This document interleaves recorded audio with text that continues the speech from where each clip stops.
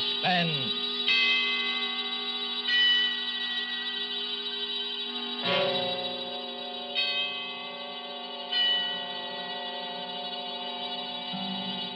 This is the Man in Black, here again to introduce Columbia's program, Suspense. Our distinguished stars tonight are two of the world's acknowledged masters of the art of suspense. They are Mr. Charles Lawton and Miss Elsa Lanchester. Mr. Lawton, who will soon be seen in the Metro-Goldwyn-Mayer picture, The Man from Down Under, is here to play a remarkable character created by England's noted thriller author, Agatha Christie. A mild-mannered character whose initials were A.B.C., and about whom revolved a series of savage murders, all neatly and alphabetically arranged. A.B.C. was stamped upon all his belongings, those being his rightful initials.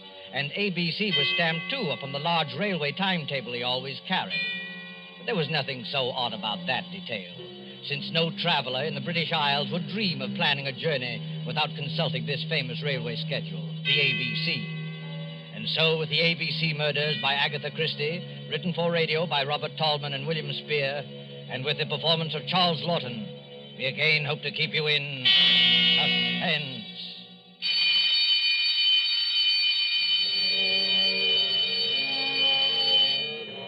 When the time for closing bell rang in the public library, Alexander Bonaparte Cust started, picked up his battered briefcase with the almost faded initials A.B.C., closed the book he had been reading, and shuffled over to the librarian's desk. It's a most interesting book, librarian. I should like to come back sometime and read another chapter of it, if I may. Quite. Yes, Mr. Clark. Can I help you, sir? No hurry. Well, I'll be going along now. Thank you. Rum little chap, that. What do you think he was reading? Studies in epileptic somnambulism. Medical stuff, eh? Oh, I say, the little fellow left his briefcase. I'll catch him at the door. I say, sir, just a moment. You left something. Oh, dear, it's my briefcase. I'm terribly sorry. I seem to be getting more and more forgetful lately. Why, only the other day I left it on the counter in a tobacco shop. Lucky you have those initials. Not many people with the initials A.B.C. sticks in your mind. What do you mean by that, sir? Well, after all, they're the first three letters of the alphabet. Practically the first thing we learn, you know, isn't it? Our A.B.C. Don't mention those letters to me. They've brought bad luck to me in more ways than one. Really? How's that? Well, I used to be a travelling salesman, and I used to carry one of those railway timetables in my pocket, the threepenny kind, in which they list the towns and all the railroads alphabetically. Oh, of course. Printed right on the cover, isn't it? Hey. A.B.C. Yes, that's right. So, well, stockings was my line, sir. I did door-to-door selling. Whenever I finished one town, out would come that timetable, and I'd look up the next stop on my route. I got sick of the sight of that A.B.C. railway guide, I can tell you, sir. It was like a symbol of failure to me. One dingy little town after another, and all listed in that railway guide with A.B.C. printed on the cover. My own initials staring out at me from every newsstand and every dirty little railroad station in the Midlands. Oh, come on. It couldn't have been as bad as all that. Matter of fact, I never noticed it till I began to get the headaches. Oh, you suffer from headaches? Yes. Have you seen a doctor about it? Oh, no. I wouldn't want to see a doctor about it. I already know what brings them on. Well, if you'd rather not talk about it... Oh, no, it isn't that at all, sir. It was just such a long time ago. During the last war, in fact, Chateau Theory. Chateau Thierry. I say, what a coincidence. I was in the thick of that myself. Yes, we must get together for a drink one day, talk over old times. Franklin Clark is my name. Oh, I'm pleased to meet you, Mr. Clark. My name's Cust. Alexander Bonaparte Cust. Well, they must have expected great things of you, giving you a name like that. I'm afraid they did, Mr. Clark, yes. I'm very much afraid they did.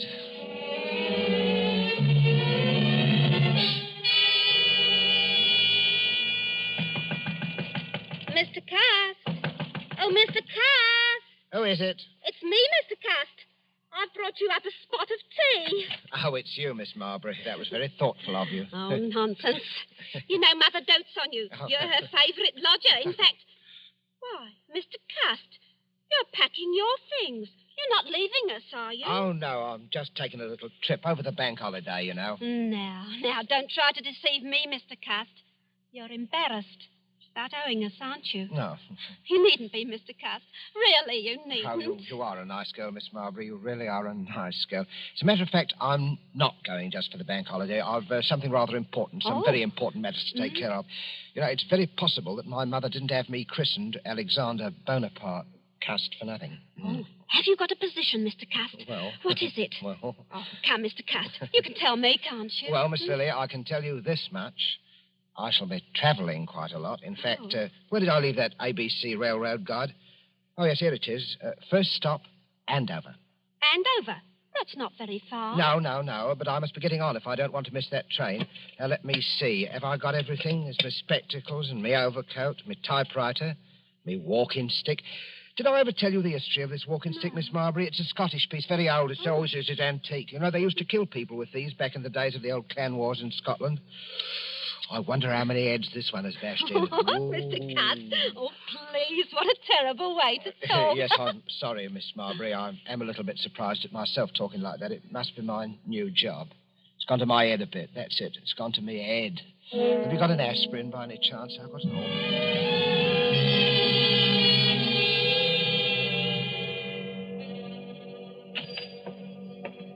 Yes, gentlemen. What'll it be? Packet of goldflakes for me. Yes, sir. And the other gentleman? 3 Havanas, the shilling cigars. Havanas? You gentlemen must be up from London. That's right. Is that your name on the window of this shop? That's right, sir. Olivia Asher. Been in business right here in Andover and right here in St. Andrew's Place for 20 years. All A's. Andover, St. Andrew's Place, and Asher. Funny, ain't it? Never so much as crossed my mind before. Well, Mrs. Asher, we're from Scotland Yard. We have reason to believe there may be a homicidal maniac at large in Andover. God, blimey. We don't want to frighten you, Mrs. Asher. For all we know, this may be just a practical joke. You see, we received an anonymous letter, typewritten, and signed A.B.C. A.B.C.? This murderer, if there's anything in his story, is planning a series of murders. His mania seems to be centered on the alphabet. If he follows his plan through, his first murder will be committed in Andover, and the victim will be a person whose name begins with an A. The Lord help me, sir. You don't think... We don't think anything. Scotland Yard has taken its precautions. Oh, a woman takes a terrible chance. There's probably nothing to be alarmed about, but it won't hurt to keep a sharp lookout. Who's next on your list, Mackenzie? Next is Arthur Atwood. All right. Let's be on our way, then. Good day, madam. Don't worry. Thank you, sir. And good day to you, sir. A murdering lunatic in Andover, of all places. Yes, sir. What'll it be for you, sir? These? That'll be 1 and 6, sir. I said that'll be... Oh, no!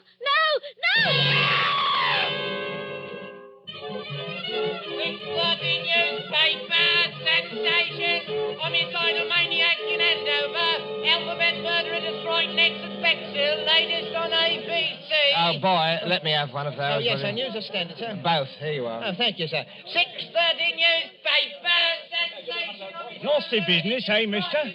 Oh, yes, very, very. You never know with lunatics. They don't always look bomber, you know. Sometimes they look the same as you on me. Eh? Yes, I suppose they do. Oh, it's a fact. Sometimes it's the war unhinged them. Never been right since. Yes, I expect you're right. You know, I don't hold with wars. I hope this will be the last. You don't hold with wars, eh? Well, young man, I don't hold with plague and sleeping sickness and famine and cancer, but they happen all the same. And murder happens all the same. They can't prevent them. Well, I'm sorry, sir. I expect you had a rocky time of it in the last one, eh? Yes, my poor head's never been the same since. I get terrible headaches. Oh? Well, I'm sorry about that, sir. Sometimes I hardly know what I'm doing. You don't say. I forget things. You know, for instance, I could have sworn I had an ABC railway guide in my pocket an hour ago. Do you know they found one of them ABC railway guides on the poor tobacconist lady that he murdered? Oh. Him. ABC, whoever he is. Maybe he don't know himself. Ever stop to think of that? Maybe he's so bum he don't remember. I wonder. Bexhill, did he say Bexhill? That's my train. Well, goodbye, young man. Goodbye.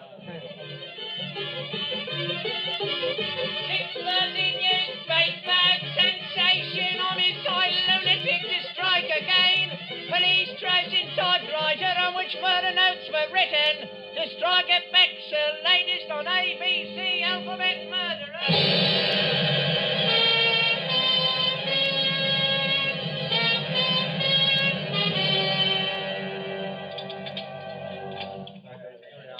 Your order, sir? Well, I don't think I'll have the ham. I had ham for breakfast. Yes, I think I'll have the mutton pie. 1 mutton pie.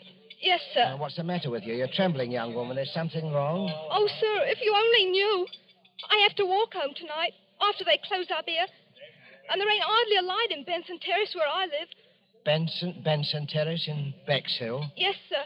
You're afraid of the A.B.C. murderer, aren't you? He follows the alphabet, don't he? That was the way he done in Andover. Hey, and does your name begin with a B? Barnard's my name. Mary Barnard. Oh, dear me, Miss Barnard. Well, I don't like to appear forward. Well, anyway, I'm old enough to be your father. Would it make you feel easier if I saw you home tonight? Oh, you don't know, sir. You just don't know what it would mean. Oh, well, what time do they close up here? 9 o'clock. All right, I'll wait outside for you. At 9 o'clock? All right.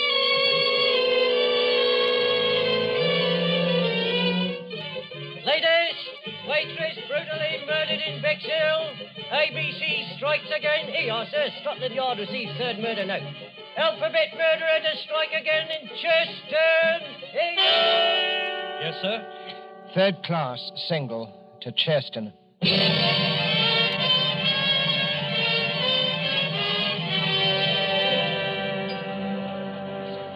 Give me a pint of half and half, please. Yes, sir. There you are, sir. You up from London, sir? Yes, I come directly from London. Ah, salesman? Stockings is my line. Rough going these days, what with rationing, eh? Well. It isn't my old friend Alexander Bonaparte Cuss. I'm sorry, I'm afraid I don't remember. We met in the library, remember? Oh. In London. Yes, had quite a talk. Yeah. Franklin Clark, remember? Yes, of course. You'll forgive me, Mr. Clark. My memory, it seems to be getting worse and worse. But you must have come under better times, Mr. Cuss. New briefcase, I see. Nice, bright, new initials? Well, I got a job shortly after I saw you, Mr. Clark, from Ballinger Limited. Stockings. It's my old line, you know. But to tell you the truth, I haven't been doing very well. Oh, those headaches again? Yes, the headaches. And the murders. The murders have upset me something terrible. Oh, well, you're shaking like a leaf, man. No. Hey, Jonathan, a brandy for Mr. Cuss. He Thank needs you, it. sir. The trouble with you, Cuss, is you're inclined to be morbid. I remember that book you were reading the day we met, stuff about epilepsy. Well, it might be epilepsy, mightn't it? What? Well, they discharged me from the army before the war ended. You see, I had a kind of a fit, you know. And, Never had anything like it again, have you? No, I didn't have a fit again, just the headaches. I forget what happens, hours at a time. Do you know, once I was sitting in a station waiting room and a newsboy came by and I bought a paper from him, and it was all about that first murder in Andover. Huh. It said the police had got another note, another typewritten note, Mr. Clark, and the murderer was going to strike next in Bexhill. And suddenly I realized I was in Bexhill. And I'd been in Andover the day before when the first murder happened. Well, how did you happen to go from Andover to Bexhill? Well, that's the way I'm supposed to go on my route, selling the stockings. I'm supposed to take the towns alphabetically. Oh, well, then it's not so surprising you should have been in Bexhill after all, is it? Just a coincidence. Well, the waitress in Bexhill there, I walked home with her that night, Mr. Clark, the night she was murdered. Oh, good heavens, Cuss, you don't think you killed Mary Barnard, do you? I don't know, Mr. Clark. It said in that book that people who have had epileptic fits often do things and don't remember them. They even commit crimes. I said good night to her, and after that, I don't know what happened. The notes, those typewritten notes. Wouldn't you have remembered if you'd written them? I don't know. Well, now, I know a little something about psychology myself, Cuss. And I'd stake everything I own on the fact that the man who wrote those notes was conscious of what he was doing. Do you really think so, Mr. Clark? Positive of it. Now, pull yourself together, man. Incidentally, my sister-in-law lives here in Cheston. My brother is Lord Cameron Clark, and I happen to know she needs some new stockings. Oh. Pop over there in the morning, will you, and show the old girl your line? Huh. Here's the address. Might cheer you up to make a good sale. I'm huh? sure it would, Mr. Clark. I'm sure it would. Well, good night, Mr. Clark, and thank you again for all your kindness. Good I'm night. sure, sir. Good night. Oh, wait a minute. You've forgotten something again. Oh, dear me, that's my typewriter. I shall certainly need that. Oh? Well, it's to type up my report to the Home Office in case I should make that sale tomorrow. Oh, of course. Oh, yes. By the way, Cuss, better watch out. Somebody in Cheston is going to be murdered tomorrow. Aye. Old A.B.C. is up to the letter C, you know, and your name is Cuss. Huh? Oh, I say, good heavens. Mine is Clark.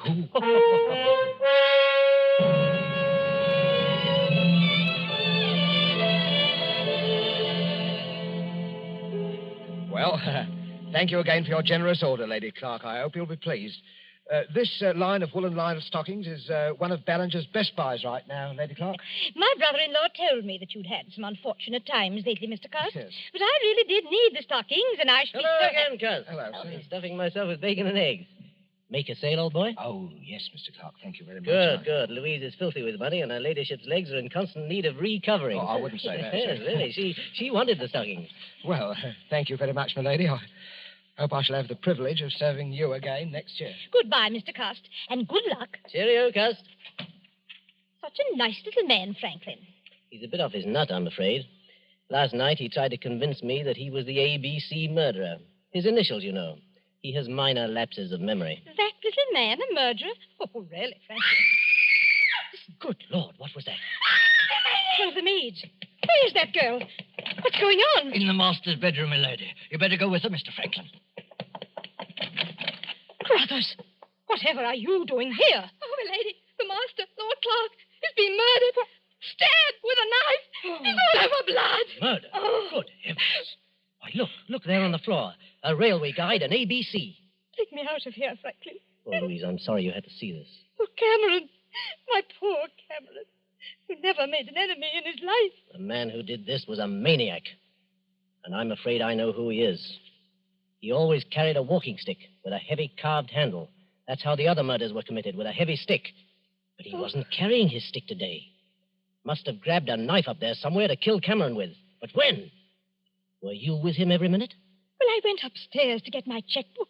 It took me a little while to find it. That gave Cust his opening. Oh, to think that all that time.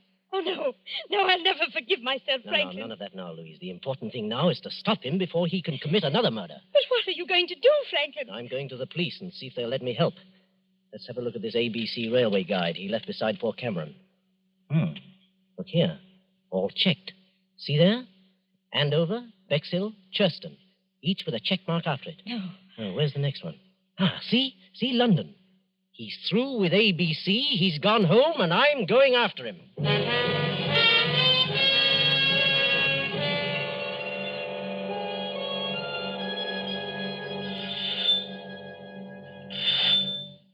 Yes? Well, Mr. Cust, come in. Whatever kept you away so long? Miss Lily, I've got to talk to you alone. Oh, well, I'll go up with you. I want to show you the new curtains I put up in your room anyway. Oh, you are a nice girl, Miss Lily, really are Yeah, a nice let me girl. carry one of these, Mr. Cust, the typewriter. No, I'll carry my own things, thank you. Oh, Mr. Cust, you're trembling. Oh, dear, you do look a fright. Look, I'm going to straight and get you a hot foot bath. No, not now, please. Not now, Miss Lily. There's no time for it. What is it, Mr. Cust?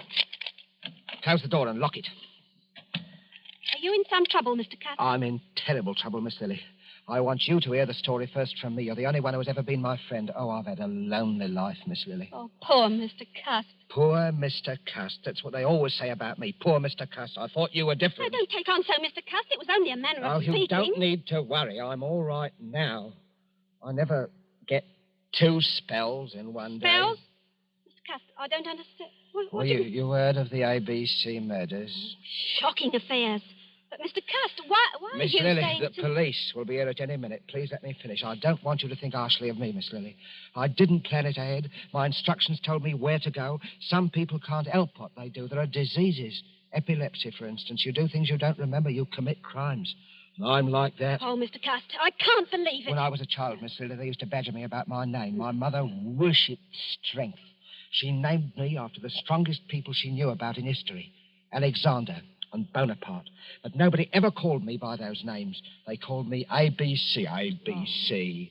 I used to dream I was boiling in a kettle of alphabet soup.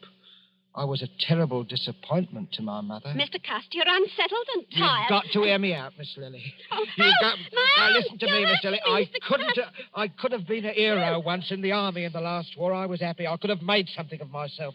Then I started getting the Let me headache. go, Mr. You must hear me out, Miss Lily. I started forgetting things after they discharged me from the army. Shop, they called it. I used to have dreams. I was a great ruler. The destiny of men was in my hands. I had the power over them of life and death. Let me go. Oh, please let me go. First, there was Andover, that tobacconist. I can't even remember what she looked like. Then there was Bexhill. I walked home with a waitress from the station restaurant. She was murdered, too. In Churston, I sold a dozen pair of stockings to a lady, and while she was upstairs getting her checkbook, her husband was murdered on the floor where I was waiting. And now I've come back here. Maybe the alphabet charm is over. Or is it? This is London. L. Your name is Lily. Are you trying to frighten me, Mr. Cust? I am trying to convince you. You, murderer? I'd as soon believe it as my own mother. What about this? Look at it. Oh, no, no. Look closely at it. I found it in my briefcase when I came on the train, Miss Lily. This knife murdered a man in Churston just 3 hours ago.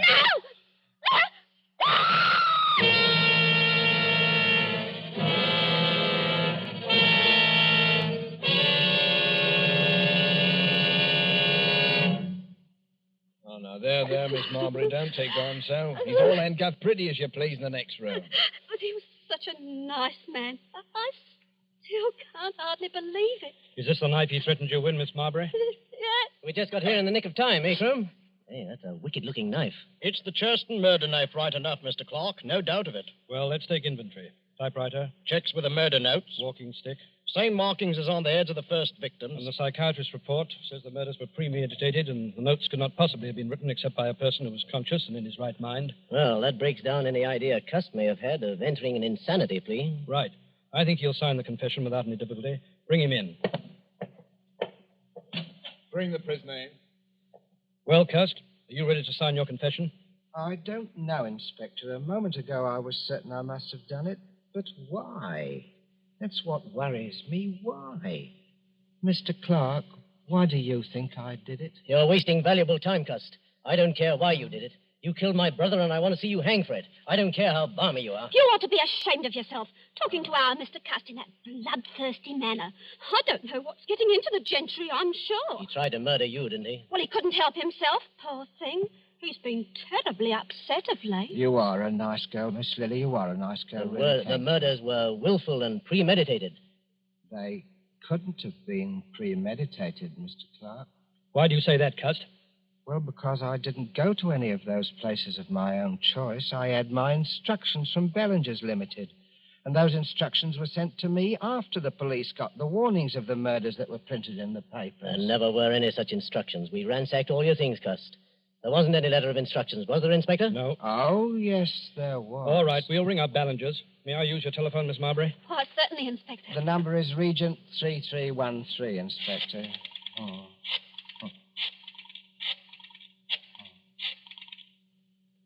Ballinger's, are you there? Put me on to personnel. Oh, Mac, start packing those exhibits, will you? Oh, right, sir. Crome speaking, Scotland Yard. At what date did you employ a commercial traveler named Alexander Bonaparte Cust? No, Cust. A.B. Cust. Initials A.B.C.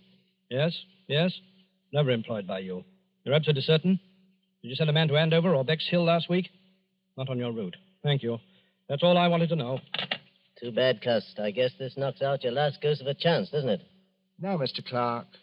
Because, you see, the instructions were in a letter, and that letter is right in this room. Well, let's have a look. Come on, Mackenzie, give me a hand. Let's go through these things again. It won't do you any good to look there, Mr. Clark. I have the letter. Would you like to see it, Mr. Crome? It's here. Well, I'll be... Where did you get that? It wasn't on him, Inspector. I'll swear to that. Where did you have this hidden? Well, Inspector, it isn't generally known, but I do wear a small hairpiece. Not out of vanity, mind you. I find it necessary for the business. Let's see that letter. Oh, gladly.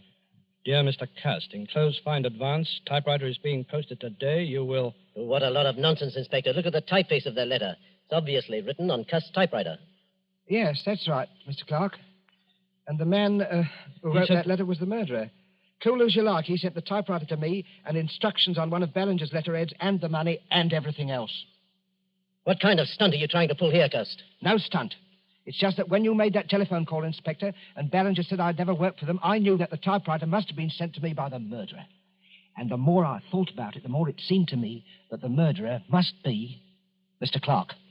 What? Why, this is too utterly fantastic, Inspector. Really, Well, the murderer would have to had to know something about me. Something I'd never confided to anyone but to Mr. Clark about my headaches. I'd been reading a book in the public library, Inspector, a book on epilepsy, and it seemed to me that what I suffered during the last war might have been epilepsy. And it was on my mind, see? It said that epileptics might commit crimes and not remember them under certain conditions. Without that to go on, the murderer couldn't possibly have pinned the crime on me. That works two ways, Cust. You might have told me that story deliberately just so you could cook up this story now. Well, I couldn't cook up your fingerprints, Mr. Clark. And I'll wager anything. Your fingerprints are on that letter. Oh, come now, really. Well, that's easily settled. We can do it right here. Won't take a moment. Take a set of Mr. Clark's fingerprints, Mackenzie. You examine the prints in the letter meantime. Right, Inspector. Just press your fingers down firmly on this ink pad, Mr. Clark. What is it, Mr. Clark? It's quite simple, really. Yes, it's so simple it isn't even necessary. I'm afraid this is necessary, Mr. Clark. Only a matter of routine, you know. But I tell you it isn't necessary because Cust is right. I am the murderer. You? But wait, then you killed your brother Cameron Clark so that you would inherit the estate? Yes, exactly. But the others, the A and B murders in Andover and Bexhill and... I committed them, all of them. Yes, but... Come now, gentlemen, surely you'll give me credit for thinking this thing through. If only my brother Lord Clark had been murdered, I, being the only heir, would have had a lot of explaining to do. So I invented my own little crime wave to make it appear as though he were just one of the victims of a homicidal maniac. And I must say, it almost came off, thanks to the unknowing cooperation of Mr. Cust here. Thank you just the same, Mr. Cust. You're very welcome. Oh, Mr. Cust, I knew you couldn't be a murderer, not really. Oh, you are a nice girl, Miss Lily. Really, you are About a those nice headaches, girl. Mr. Cust, why don't you go to an oculist? Those headaches, maybe you just need a new pair of glasses. I think I'll do that, Miss Lily. Good. Do you really think... Of course, I'll wager that's what's been the trouble with me all along. You know, you need someone to take care of you. Oh, I do, Miss Lily. I do, really. If only you... Oh, but no, you couldn't ever think What, Mr. Cust? Well, I mean, Miss Lily, I was just thinking it'd be really too much to ask anyone. Mrs. Alexander Bonaparte Cust. But when we're married, please don't wear that toupee. It's very conspicuous. Oh, you are a nice girl, Miss Lily. Really, you are. I do hope people won't call you Mrs. A.B.C.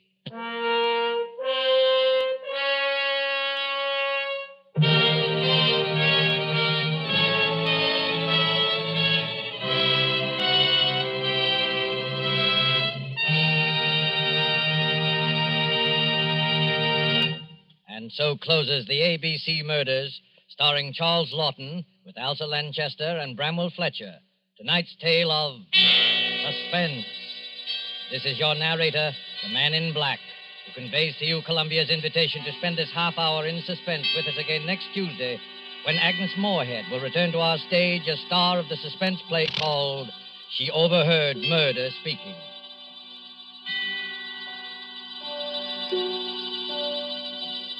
Producer of these broadcasts is William Spear, who with Ted Bliss, the director, Lud Gluskin and Lucian Mahowick, conductor and composer, and Robert Tolman, the radio author, collaborated on tonight's Suspense.